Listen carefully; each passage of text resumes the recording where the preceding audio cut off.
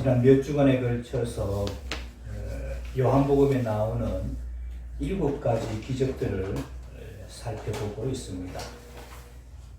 오늘은 이제 그 중에 맨 마지막 사건이죠. 죽은 지 나흘이나 되는 나사로를 살린 사건입니다. 주보사의 간지를 보시면 요한복음에는 7가지 기적만 기록하고 있습니다. 그 많은 예수님께서 기적들을 행하셨는데 그렇게 추려서 기록을 해놓는데 그것도 목적이 있는 것이죠. 그래서 예수님께서 초월자이심을 증거하는 겁니다. 물로서 포도주를 만드는 사건은 사물의 질을 초월하는 걸 보여주시고요. 오병이어 사건, 이것은 사물의 양을 초월하는 사건을 보여줍니다. 그리고 왕의 신하의 아들의 병을 가지 않고 원격으로 고치신 것은 공간을 초월하신 것이고 38년 된 병자를 고치신 것은 시간을 초월한 겁니다. 그리고 물 위로 걸어오신 사건은 자연 질서를 초월한 것이고요. 태어날 때부터 맹인된 자를 고치신 사건은 문명도 초월할 수 있다 하는 것을 보여준 겁니다. 오늘 이제 죽은 지 나흘이나 되는 나사로를 살리신 사건은 죽음마저도 초월할 수 있는 분이다. 그래서 이런 사건들을 쭉 보여주면서 그러면 이분을 우리가 어떤 분으로 알고 믿고 섬겨야 되는가 하는 것을 우리에게 말씀하고 있는 겁니다. 오늘은 이제 죽음을 초월한 사건인 죽은 지 나흘이나 되는 나사로를 살린 사건인데 오늘 우리가 읽은 11장에 그 이야기가 나오죠. 이 11장에는 한 가정이 나옵니다. 바로 나사로와 그 누이 동생들 마르다, 마리아가 사는 가정입니다. 여기에 마리아는 값비싼 향유를 예수님의 머리와 발에다가 부었던 그 마리아죠. 베다니 마리아입니다. 그리고 예수님이 그 집을 방문했을 때 언니 마르다는 음식 준비하느라고 분주하고 마리아는 그 말씀 듣느라고 예수님 말씀 듣느라고 언니 도와주지 않다가 도와주게 해주십시오. 막 이렇게 이제 하고 예수님은 마리아가 좋은 편을 선택했다. 이렇게 했던 그때 마르다 마리아가 이 가정입니다. 근데 예수님은 이 가정을 참 사랑하셨습니다. 오늘 우리가 읽은 본문 말씀 3절 말씀을 같이 읽을까요? 3절 말씀 시작. 이에 그 누이들이 예수께 사람을 보내어 이르되 주여 보시옵소서 사랑하시는 자가 병들었나이다. 5절도 볼까요? 시작. 예수께서 본래 마르다와 그 동생과 나사로를 사랑하시더니. 그러니까 성경에도 예수님이 그 가정을 사랑하셨다 기록하고 있죠. 나중에 이제 나사로가 죽어서 장사 지낸 그 무덤 앞에서 예수님이 눈물을 흘리셨습니다. 그런 모습을 보고 옆에 주위에 있는 사람들이 예수님이 정말로 이 가정을 사랑하셨는가 보다 이런 말을 하게 됩니다. 예수님께서 주로 사역을 하시는 곳이 저 북쪽에 갈릴리, 호수를 중심으로 한 갈릴리 지역에서 사역을 하셨습니다. 그런데 이제 명절을 지키러 예루살렘에 이제 가게 되면 예루살렘에 그 많은 집이 있을 텐데 거기 어떤 집에도 머물지 않고 거기서 한 2km 정도 떨어지는 이 베다니에 와서 나사로가 있고 마르다, 마리아가 있는 이 집에서 늘 잠을 잡니다. 그리고 아마 유하로 올 때마다 마르다와 마리아가 아주 편안하게 모신 것으로 보입니다.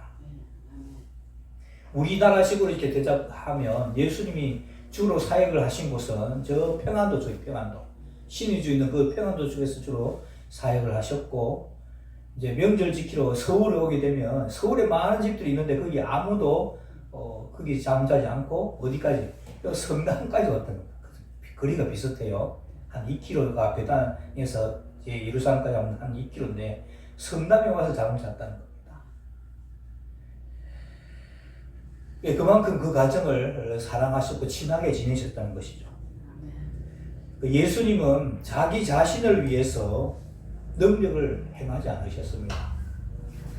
예를 들자면 자기 자신을 위해서 배가 고프다고 빵을 만들어 먹는다든지 하는 이런 능력들을 행하지 않으셨습니다. 그러니까 여러분, 예수님이 딸린 식구들이 제자들만 해도 12명이죠. 가난한 예수님 그 다 먹기 자기 힘드니까 제자들만 늘 배가 고팠던 겁니다. 이 요한복음에는 나오지 않는데 이 마태복음 21장을 보면 이번에도 제자들과 함께 예루살렘에 왔다가 이제 예루살렘에서 잠자지 않고 이 나사로의 집에 찾아갑니다. 언제 찾아갔냐? 밤에 저녁에 찾아가요. 그래 가면은 이제 마르다가 식사하셨어요? 그러니까 밥 먹었다 그럽니다. 밥 먹었어요? 안 먹었어요? 안 먹었어. 근데 밥 안 먹었다 그래 보세요. 그 없는 가정에 그 또 살림 다 깨질 거 아니겠어요? 그래서 이제 먹었다 그러고 잠을 자고 아침에 예수님께서 일찍 나옵니다. 일찍 예수님 나가니까 또 마르다가 마리아가 이야기하죠. 식사하고 가셔야죠. 예수님이 아침 일찍 볼 일이 있다. 예수님이 아침 일찍 볼 일이 있어요? 없어요? 없어. 예수님이 아침 일찍 볼 일이 누가 있어요? 그 아침 먹게 되면은 그 가정에 폐기 칠까봐 아침 일찍 나오시는 겁니다. 아침 일찍 나오는데 아침 먹지 않았으니까 어제 저녁도 다 먹었거든요. 예수님도 육체를 가지신 분이니까 배가 고파요, 안 고파요? 고프겠죠. 배가 고파서 어디를 기웃기웃 하신 거예요? 무화과 나무를 기웃기웃 하신 겁니다. 무화과 나무에 그 열매가 있으면 좋겠는데 열매가 없었다는 거죠. 그래서 예수님 그때 화가 많이 나셨어요. 그래서 이 무화과 나무 보고 앞으로 영원토록 내게 열매가 있지 않을 것이다. 이렇게 했더니 예수님의 말씀대로 그 무화과가 시들고 마는 겁니다. 그 마태복음 21장 보시면 그런 내용들이 나와요. 그러니까 이제 여러분 이 성경을 자세히 보면 이 예수님의 마음이라든지 이런 것들이 다 뭐가 있고 예수님께서 그 가정을 얼마나 배려하시고 어려움 주지 않으려고 하시는가 하는 것들이 역력히 드러납니다. 이처럼 이 나사로와 마르다와 마리아는 예수님이 사랑하시는 가정이었습니다. 예수님이 자기들을 사랑한다는 것도 자기들이 알아요, 몰라요? 그 사람이라는 존재는 동물도 마찬가지예요. 생명이나 모든 것들은 자기가 사랑받는지 사랑받지 않는지 그냥 압니다. 본능적으로 아는 거죠. 예수님이 사랑하시는 줄 자기들도 다 알았던 겁니다. 그래서 심부름을 보낼 때 주께서 사랑하시는 자가 병들었습니다. 얼른 와서 좀 어떻게 좀 해달라는 것이죠. 그래서 고쳐달라고 이렇게 전가를 보냈는데 4절에 보시면 예수님께서는 우리 4절 볼까요? 같이 시작. 예수께서 들으시고 이르시되 이 병은 죽을 병이 아니라 하나님의 영광을 위함이요 하나님의 아들이 이로 말미암아 영광을 받게 하려 함이라 하시더라. 그러니까 이렇게 말하고는 신방 오라고 좀 부탁했는데 가요 안 가요? 안 간 겁니다. 아프면 빨리 신방을 가면 될 때도 안 가신 겁니다. 6절에 보시면 오히려 우리 6절도 볼까요? 시작. 나사로가 병들었다 함을 들으시고 그 계시던 곳에 이틀을 더 유하시고 빨리 늦게라도 가봤어야 되는데 이틀 동안 더 잠을 잤다 거기서. 그리고 이제 이틀 그 다음날 제자들에게 다시 이제 유대로 가자. 여기 유대라는 것은 우리나라로 하자면 경기도, 강원도 큰 도를 말하는 겁니다. 유대도에 예루살렘도 있고 그 베다니도 있는 겁니다. 그래서 유대로 가자 이 말은 베다니로 가자 또는 예루살렘으로 가자 이런 의미가 있는 것이죠. 그래서 유대로 가자 하시니까 제자들이 금방 유대인들이 돌로 치려고 했는데 아이고 또 거기 가려고 합니까? 그랬더니 예수님께서 낮이 12시간이 아니냐 아직 일해야 할 때다 가시면서 나사로가 잠들었느니라 하지만 내가 깨우러 간다. 아니 병들었다고 할 때도 안 가시더니 잠자는 걸 왜 깨우러 갑니까? 예수님께서 이제 진짜 사실 이야기하죠. 나사로가 죽었느니라. 아니 이틀 전에는 안 죽는다고 하지 않았습니까? 그러나 가보자. 예수님께서 말씀하신 거 보면은 안 죽는다고 했다가 잠들었다고 했다가 죽었다가 했다가 이 말씀이 일관성이 없는 것처럼 보입니다. 제자들과 함께 나사로의 집에 가 봅니다. 17절 말씀 우리 읽어볼까요? 17절 말씀 우리가 안 읽은 말씀입니다. 17절 말씀 같이 볼까요? 시작. 예수께서 와서 보시니 나사로가 무덤에 있은지 이미 나으리라. 어디에 있은지? 무덤에 있은지 이미 나으리라. 그리고 39절도 보겠습니다. 39절 시작. 예수께서 이르시되 돌을 옮겨 놓으라. 주여 죽은 지가 나흘이 되었음에 벌써 같이 어떤 냄새가 나느니라 라고 그렇게 기록되어 있죠. 예, 그러니까 이제 종합을 해보면 나사로가 죽은 지 며칠? 나흘이 됐고 그때 바로 장사를 치른 것 같아요. 뭐 이유는 잘 모르겠지만 아마 병들어서 그런지 전염병이어서 그런지 어쩐지 금방 장사를 치른 겁니다. 그리고 무덤에 들어간 지도 나흘이 된 것이죠. 그러면 여러분 이제 주보사의 간지를 보시고요. 여러분 이 사건을 재구성해 보도록 하겠습니다. 시간을 역추적을 해서 한번 살펴봅니다. 나사로가 아파서 사람을 보냈을 때를 여러분 첫날이라고 계산해 봅시다. 생각을 해봅시다. 그리고 첫날에 예수님께서 갔더니 예수님께서 같이 안 따라가시고 이거는 죽을 병이 아니다 라고 하셨습니다. 그리고 그곳에서 이틀을 더 잠을 자죠. 이틀이 더 지났어요. 그리고 그 이틀 뒤에 그 다음날 나사로의 집에 도착했을 때 이미 나흘째가 된 것입니다.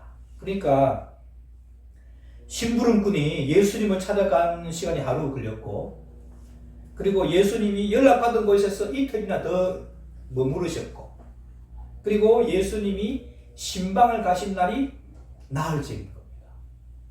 그렇죠? 따라옵니까? 그러면 이 계산을 해보면 이 나흘째 되는 날에 이미 나사로가 무덤에 들어간 지 며칠이라고요? 나흘이라. 그러니까 두 자매가 예수님을 모시고 오라고 심부름을 보내고 나서 얼마 지나지 않아서 심부름을 보낸 그 당일에 누가 죽었어요? 나사로가 죽은 겁니다. 이해되십니까? 그때 죽어야 이게 날짜가 맞아떨어지잖아요. 심부름꾼이 예수님을 찾아 만나고 있는 상황에 이미 나사로는 죽었을 수도 있습니다. 안 죽었다 할지라도 그 만나는 그 당일에 죽어야 날짜가 맞는 거예요. 그때는 안 죽었어도 그날은 죽는 겁니다. 죽었다면은 예수님께서 그 사실을 몰랐겠느냐 하는 말입니다. 예수님이 나사로가 아프다고 연락을 받았을 때 죽었다는 사실을 여러분 알았을까요? 몰랐을까요? 알았겠죠. 예수님이시니까. 뭐 몰랐다 할지라도 이제 곧 죽을 거잖아요. 그죠? 이미 죽었는데도 또는 뭐 죽을 것인데도 예수님의 말씀은 죽을 병이 아니다 라고 말씀하신 겁니다. 그리고 그것에서 이틀이나 더 머무는 그런 늑장을 부렸다는 것이죠. 그리고 이제 마르다와 마리아를 찾아왔습니다. 그때서야 이제 예수님이 오자 그렇게 자기들을 사랑하셨던 주님이 이제서야 오신 것에 대해서 조금은 섭섭한 마음들이 마르다하고 마리아에게 있었을 것입니다. 여러분 21절 말씀 보겠습니다. 21절 말씀 우리 11장 21절 시작. 마르다가 예수께 여짜오되 주께서 여기 계셨더라면 내 오라버니가 죽지 아니하였겠나이다. 왜 이렇게 늦게 오셨어요? 이걸 돌려서 말한 거죠. 이거는 여러분 언니 마르다의 말이고요. 32절도 같이 보겠습니다. 32절 시작. 마리아가 예수 계신 곳에 와서 보이고 그 방 안에 엎드려 가로되 주께서 여기 계셨다면 내 오라비가 죽지 아니하였겠나이다 하더라. 역시 동생도 왜 이제 오셨습니까? 조금 원망 섞인 말투죠. 그러니까 충분히 이해가 되지 않습니까? 사람이 어떻게 그런 섭섭한 마음이 들지 않겠습니까? 아니, 평상시엔 그렇게 사랑하시고 이렇게 해서 하시더니 왜 병들었을 때는 왜 이제야 오셨어요? 하면서 막 울겠죠. 예수님께서 눈물 흘리는 자매들을 보시면서 같이 눈물을 흘리셨습니다. 그리고는 무덤에 가셨죠. 죽은 자를 위해 울고 있는 자들을 통분히 여기면서 무덤이 굴인데 무덤을 막고 있는 돌을 옮겨 나오라고 말씀하십니다. 그때 이 마르다가 말하기를 주여 죽은 지가 벌써 나흘이 되어서 냄새가 납니다. 실제로 났는지 아닌지 몰라지만 냄새 날 겁니다. 이렇게 말하는 것일 수도 있겠습니다. 그러자 예수님은 내 말이 네가 믿으면 하나님의 영광 보리라 하지 않냐느냐 하시고 큰 소리로 나사로야 나오너라 하십니다. 그러자 죽은 자가 수족을 배로 동인 채로, 요즘 말로 이제 하자면 우리가 이제 쉽게 하는 말 하자면 미라가 된 채로, 그 중근동 사람들은 그렇게 장례를 시키니까 미라가 된 채로 나오게 되었습니다. 우리 43절 44절 말씀, 43절 44절, 제가 43절을 봅니다. 이 말씀을 하시고 큰 소리로 나사로야 나오라 부르시니 죽은 자가 수족을 배로 동인 채로 나오는데 그 얼굴은 수건에 쌓였다가 예수께서 이르시되 풀어놓아 다니게 하라 하시니라. 이 벵겔이라는 걸로 알고 있는데 이 부분을 주석을 하면서 해석을 하면서 예수님이 나사로야 나오느라 해서 다행이지, 그때 그렇게 하지 않고 그냥 나사로야라는 말을 빼고 나사로야 이 말 빼고 그냥 나오느라 했으면 죽은 자가 다 나올 뻔했다. 그때까지 죽었던 사람은 그렇게 이런 주석을 하기도 했었습니다. 이 말씀을 보면서 우리는 예수님이 하신 말씀은 내가 느끼고 경험한 것과 다르다고 할지라도 내 경험이 틀리고 그분의 말씀이 맞다는 것을 알 수가 있습니다. 지금 죽었어요. 한두 사람이 확인한 게 아닙니다. 여러 사람들이 확인하고 장사를 치르고 이걸 다 눈으로 확인해서 이걸 다 경험한 겁니다. 근데 예수님 말씀은 이거는 죽을 병이 아니다. 누구 말이 맞는 거예요? 예수님 말이 맞다는 겁니다. 냄새가 난다 할지라도 이건 죽을 병이 아니다 하는 예수님의 말씀이 맞는다는 겁니다. 그래서 그런 경험을 했다 할지라도 그 경험이 맞는 게 아니고 그 경험을 믿을 것이 아니고 예수님 말씀을 믿어야 한다는 겁니다. 이와 비슷한 이야기가 창세기에 또 동일하게 나타납니다. 우리가 창세기 말씀부터 쭉 신명기까지 봤으니까 여러분 복습하다 생각하고 들으시기 바랍니다. 처음 사람 아담과 하와가 창조되어서 에덴 동산에서 살고 있었습니다.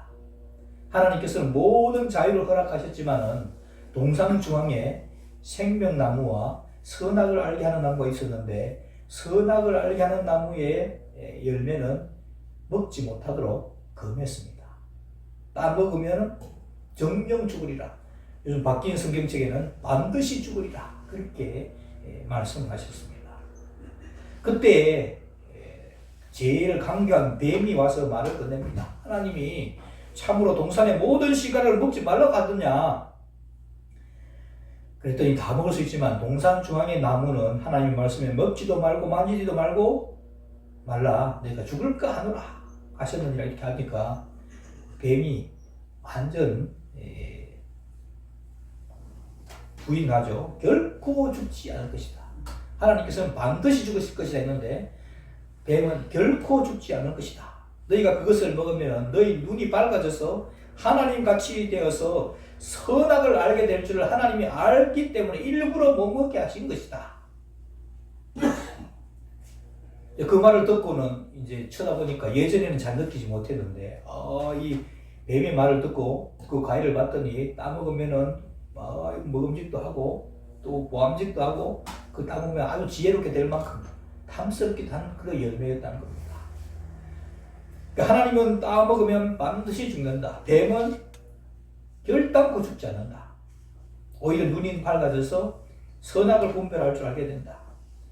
그러니까 결국 둘 중에 누구의 말은 참말이고 누구의 말은 거짓인 겁니다.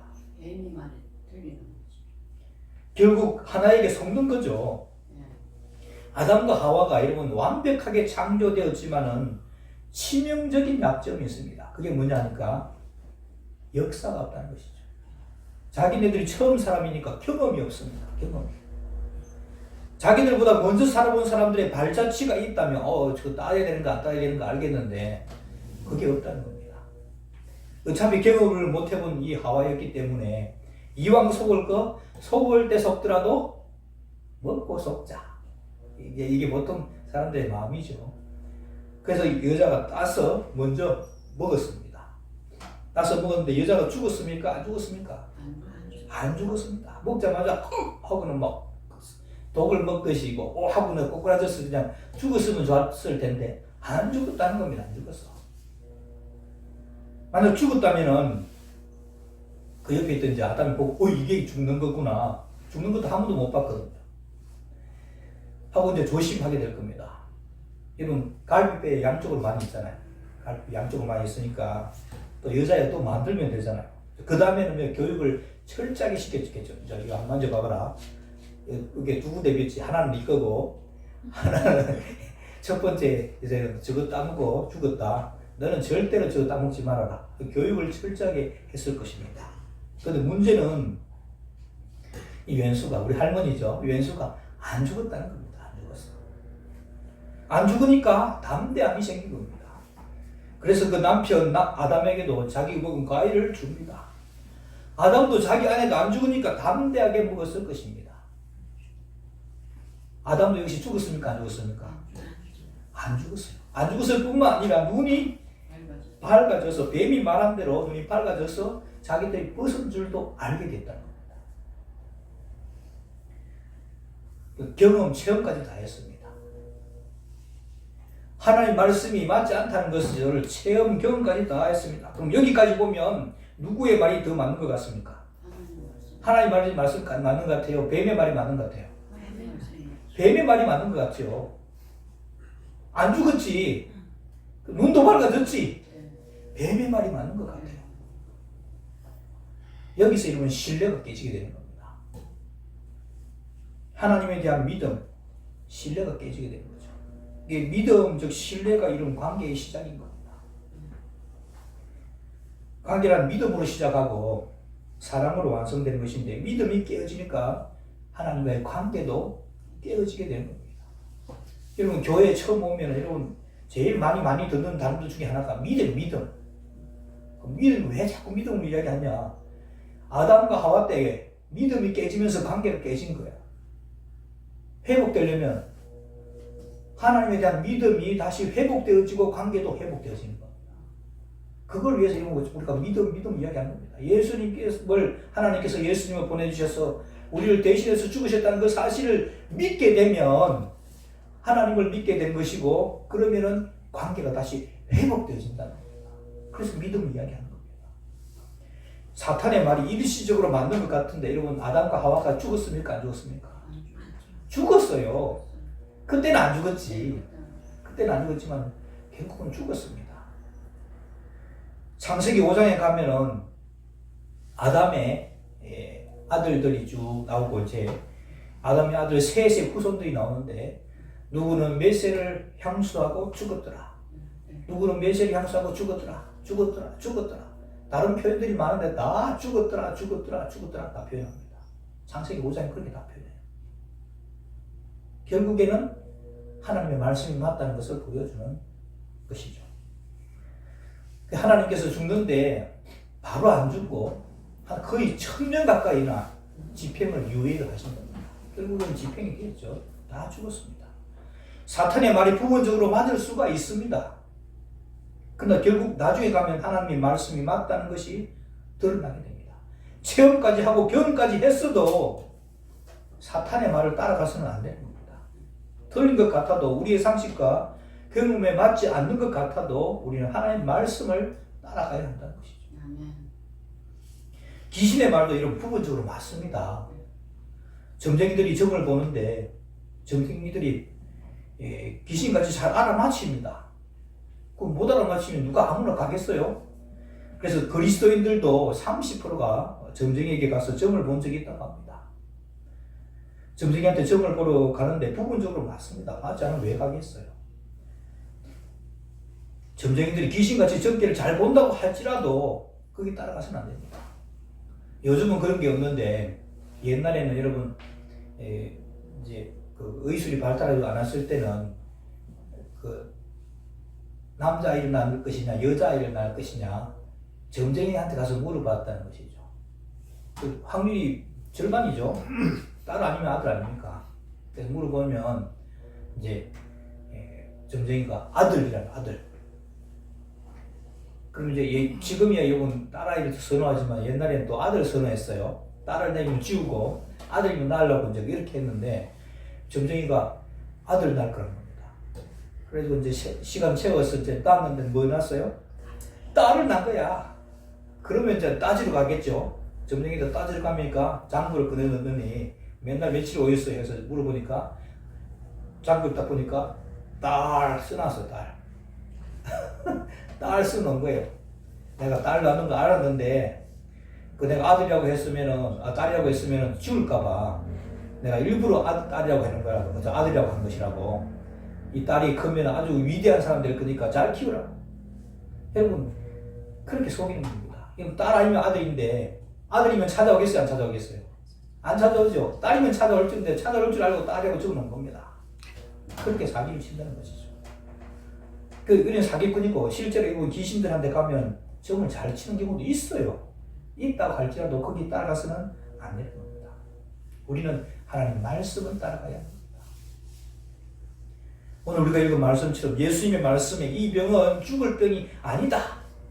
예수님의 말씀이 있으면 죽어서 장사를 지냈든지 무덤 속에 들어가서 썩어서 냄새가 나든지 간에 어떤 경험 체험을 했든지 간에 예수님 말씀이 맞다는 겁니다. 이것이 이런 믿음이죠. 여러분 잘 들으십시오. 성경 말씀에 우리의 연약한 것을 친히 담당하시고 우리의 병을 짊어지셨도다. 이사야서 말씀에 기록되었습니다. 지금 내 몸이 아프고 있습니다. 아파. 허리도 아프고 머리도 아프고 어깨도 아프고 그것을 지금 경험하고 있지만 이 아픈 것, 그 경험을 믿는 게 아니고 우리의 연약한 것을 친히 담당하시고 우리의 병을 짊어지셨도다. 이 말씀을 아멘으로 믿게 될 때 여러분의 질병도 낫게 될 줄 믿습니다. 경험이 있는 게 아니고 하나님의 말씀을 믿게 됩니다. 잘 안 믿게 되고요. 그 말씀이 여러분 문자에 갇힌 말씀이 아니라 살아서 나한테 확 다가올 때가 있어요. 그걸 레마라고 그렇게 하죠. 그렇게 역사하게 되면 우리 병이 어떤 병이든 낫습니다. 예수님께서는 실제로 살아있는 말씀으로 뱉으셨죠. 이 병은 죽을 병이 아니다. 그 옆에 있는 사람들은 다 체험을 했죠. 죽었어. 이미 죽었어. 그래서 장례까지 치러가지고 무덤 속에 들어가 있는데 예수님께서는 그 죽을 병이 아니다.